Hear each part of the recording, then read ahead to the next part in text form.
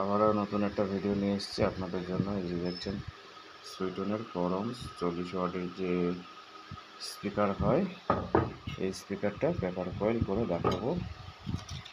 আমি যে পেপারটা, ফিলিং পেপারটা ভেতরে ব্যবহার করি, এই দেখুন। তো এই হচ্ছে পেপার, এই হচ্ছে স্পাইডার।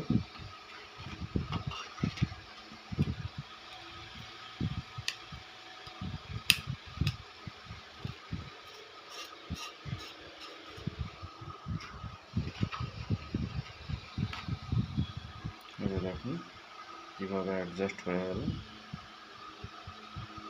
একদম পারফেক্ট। তো ভিডিওটা সম্পূর্ণ দেখতে থাকুন।